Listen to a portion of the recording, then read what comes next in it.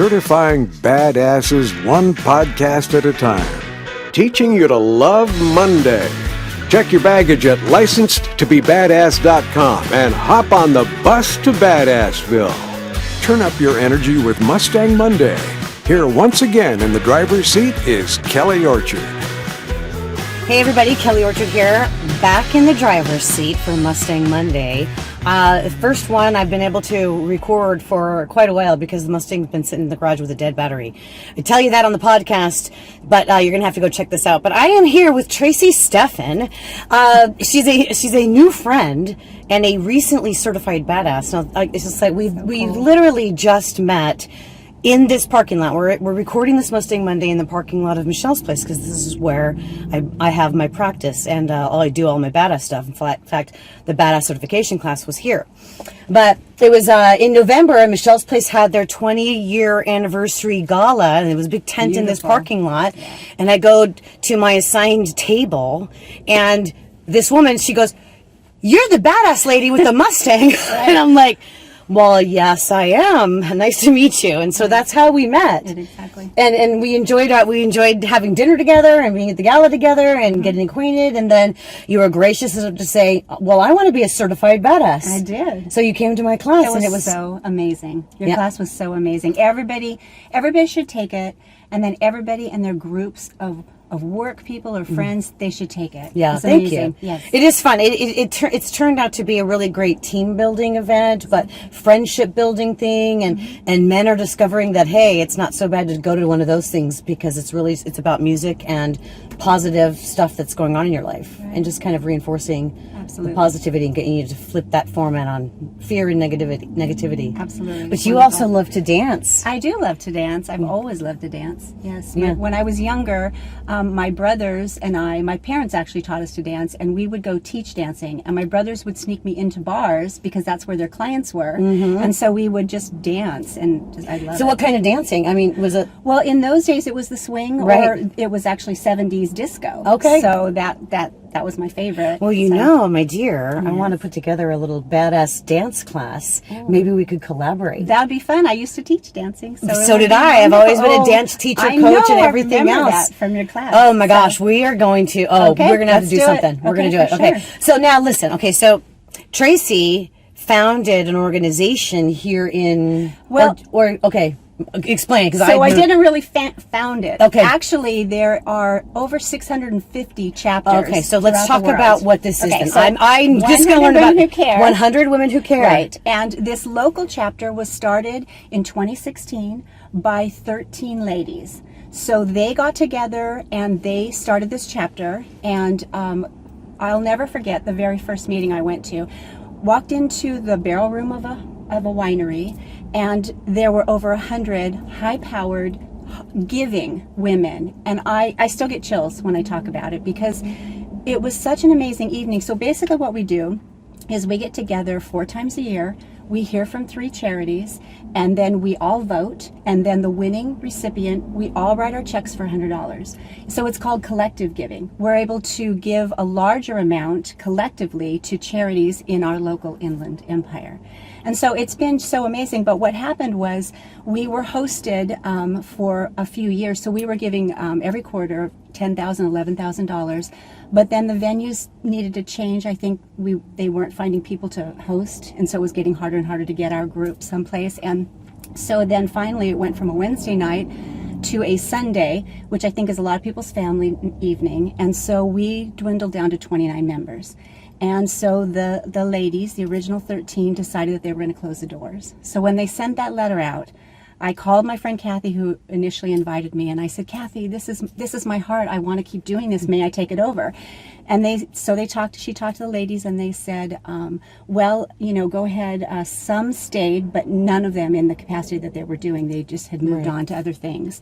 So Then COVID hit. So I had 29 members and COVID hit. So it was just a matter of trying to get, but I do have to say, Kelly, that as of yesterday, we are over 100 again. Really? I'm so You've been thrilled. out there, I don't want to say hustling, but that's a disco term. Yeah, that's right. But Yeah. Yes. So okay, so you took it over right as COVID happened, basically. Yes, right? I got one meeting to Right. do with my 29 members, Right. and then that hit. But I'll tell you two of the main things that I did that has helped bring back the membership. First of all, right when I took it over, the Alliance, the 100 Women Alliance, they have a convention every 2 years, except through COVID. And so they had just had one the month before I took it over. So I went online and I paid for all of their sessions, and I watched them, study them, took notes, decided, what I could do and what I couldn't do, because I didn't really know the rules. So what I found out was that a lot of the rules that this chapter had were made by these 13 women. So the first thing I found out was, the one thing they said was, this is not a networking. We will not allow networking here. We just want you to come, every quarter, 1 hour, give and go. And that's the simplicity of it, which makes it work for a lot of women that are very busy. But I just don't feel like you can get women together without networking. I feel like it just happens, it just happens organically. So the first thing I changed was I created a members business table, and I encouraged them, bring your business cards, bring your pamphlets, your pens, your giveaways. We want to know what you're doing. The second thing that I did, I think we women love to win stuff, even if it's not something we even like. We just love to win. We just love to try. So the second thing I did was I started promoting raffle prizes for members that came and for guests, and then I also give a gift to every or a gift rather, to every guest that comes. And somehow that incentive, I think it just, and then now we have some alcohol, we have some tacos, we have the social hour before. Sounds like a You're party. going to get a gift if you come. Yeah. You're going to hear from 3 amazing charities, and wherever your heart leads you. Because what I have found is that we are giving well over the $100 per member. Many times you'll hear 3 charities and you'll vote on one, but your charity doesn't win. So you write your check, but then you give some to the other charity, or you go donate to that other charity, or you get more information from that charity. So we're really getting to hear all the backbone of our inland empire are these charities. They're feeding our homeless, our children, they're housing our foster kids. Michelle's Place, they're working with. Michelle's Place, of course, was a recipient of ours almost 2 years ago. So it's just been amazing. Yes. Yes. All right, so how does one find you?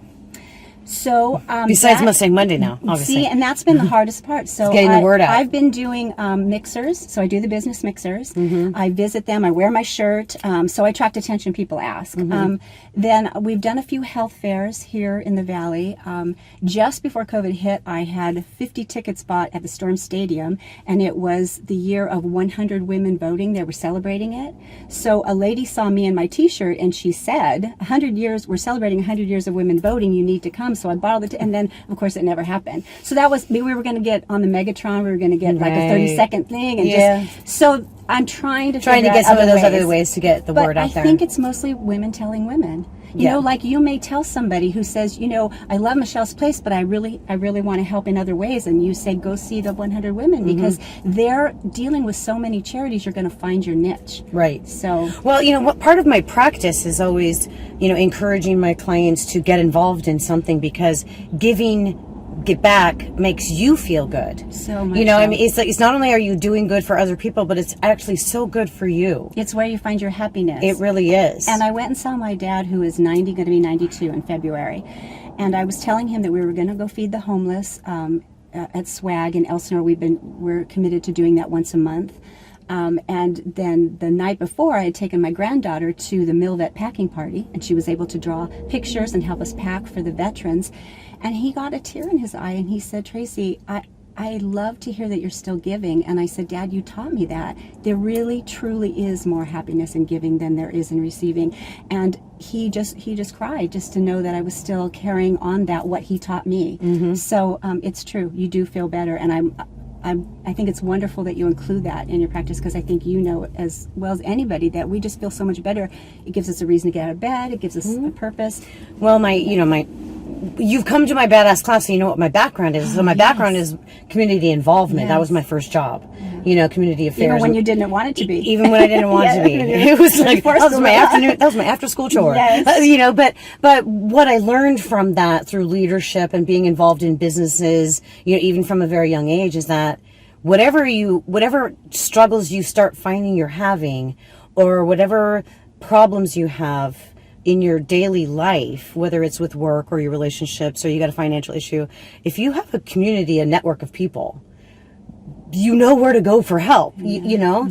And so, okay, so here's the next thing I want to know. So how does a nonprofit apply to be one of your presenters if they can only, you know, how do they find you? That's a great question. Our members have to nominate. Got it. Okay. A charity. So, and then the other thing that I'm trying to teach the new members is that if you nominate a charity, you need to be at our meetings so that their name goes in the bowl.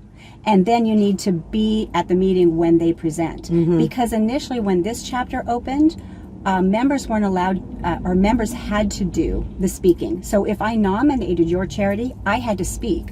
Well, then they would ask questions and I wouldn't know all the answers. Right. And so then I suggested that maybe we allow the charity to come in. So then it moved to, I would have to introduce them and then the charity could speak, but then I had to be up there with them. And now I make it to where, no, the charity comes in, they come in with whomever they want to answer the questions. And 9 times out of 10, that's where we get our membership. Right. They see us, and even though they're very committed to their own charity, they see all the good that we're doing, and usually at least 1 or 2 will join from that charity. So I love that they come and talk to us. Yes, I you know, what I've learned is like not everybody wants to be a public speaker either. No, exactly. You know, so it's like I can just imagine somebody. I'm not going to nominate anybody, Because but I got to be the one to speak. get up there and speak. Exactly. I So think that's that happened too. Yeah, I'm sure that because I was like, as you were saying that, it's like I'm picturing a half a dozen people I know that would never nominate any organization if they had to get up and tell the story. Exactly. Which is a shame. So Yes. good way to change that role. Yes. Yeah. So okay, so when is your next? Well, I know that these are evergreen. These Mustang Mondays are evergreen. But when is your next? So January 19th. Yeah, you do them in January. So it's quarterly. So it's January, and then it's July. It's April, July, and October. And so this year it's the 19th, 20th, and 19th. So quarterly. So so anybody can come. Anybody can come. So, but your membership's over 100 now. So As it's of like, yesterday. so do you have to change the name? No, because I just did. I changed the logo to 100 plus. 100 Women plus. Who Care. Because evidently that's how we started out. It just got lost in the translation. So I just did all the new logos, and I'm not wearing it, but now it's all of our new banners and everything I just picked up yesterday. They all say 100 plus Women Who Care. All right. So saying that, let's take into account that this Mustang Monday or on my podcast is Comes not before? Well, it's not just before. It's not just for Temecula. Oh, okay. So what if somebody isn't here? Okay. But they want to find. Is there a 100 Women Who Care still going on, or is it just All you over. now? All No, over. They're all over. The closest one now, I think, is Riverside. They used to have one in San Diego, but I don't know if that's up and running. But literally, they are everywhere. And you could just look up the 100 Women Alliance, and I'm on their Facebook page, so I hear from all others. And they are hopefully going to have their their meeting, their convention in April of this year in Nashville. So I'm going to try and hit Dollywood too, but I am going to go because there's so much I still need to learn, and I need to hear everybody else's struggles and their Yeah. So besides the dance background, what is your background? I mean, we have to go like this isn't a psychotherapy. Oh no! Like, isn't this over now? No, so you're like, am I done? I talked about 100 Women Who Care. It's like, just tell me a little bit more about you. What drives you? What was your professional background, or are you retired? Do you still work? Okay. So you're like, oh right. So basically, yes, I've always loved to dance and always done that recreationally, and then taught for a season too. I actually my background, I guess, work-wise, is I ran chiropractic offices, and then I ran dental offices, and then I became a massage therapist. So for the last 20 years before I retired, I was a deep tissue massage therapist. So that means I have arthritis in my hands and my hip, and I am 5 years married, second time. So I was able to retire when I married him. In fact, he really encouraged me to, just because my body was really breaking down. And he actually is the reason that I get to be retired and do all of this, because this is fun. This is amazing. Yeah, you're having a great time. So much more fun. I mean, I miss giving massages, but I'm just so enjoying life right now. So. Yeah. Well, I can see it. In my hand, I'm a writer, so I like to write in my journal by hand, and my hands don't really cooperate much anymore. Yes, it's frustrating, isn't it? It's like getting old is not for sissies. Yeah, I agree. I agree. Same with me. So. Well, Tracy, thank you so much for joining me today for Mustang Monday. Kelly, thanks for having me. And the reason that I came to your badass class is because I saw you interview Julie No, who's now a member of 100 Women Who Care, and then I saw you interview Terry Sue, and I literally fell in love with you. I already knew the other two ladies, but I just said, this is a lady I need to get to know. And one of the greatest things about running this organization is I get to meet ladies like you, because I'm reaching out to you because I want to know more about you, and because you know so many in the community. So I have to make myself do that. But once I met you, even just sitting across at the gala, from you, the table, it was just, you are just a very powerful yet humble woman, and I love that, because you have so many talents, but you're giving so much of yourself to so many people. And so I just said, pick me to interview, because I just wanted this one-on-one, whether anybody watches it or not. So, well, thank you. Gosh, you just touched my heart, and you just made my month now. It's like good. made it worth getting this girl back on the road. I know. We have really been putting this off since we met. Yes, actually since October. Right. Well, yeah. So, and then you came to the class in November. Right. The car's been dead the whole holiday season. Yeah, I'm glad it's running. Yeah. So when we close this out, I always use the tagline, and you say it with me. All right. So Kelly Orchard and Tracy Steffen here for Mustang Monday, reminding you to be bold, be brave, be confident, and be badass. If you enjoy these interviews, you can watch videos of Mustang Monday on Kelly's YouTube channel, too. Grab your Badass Habits ebook. Get started on your badass journey. Go to licensedtobebadass.com.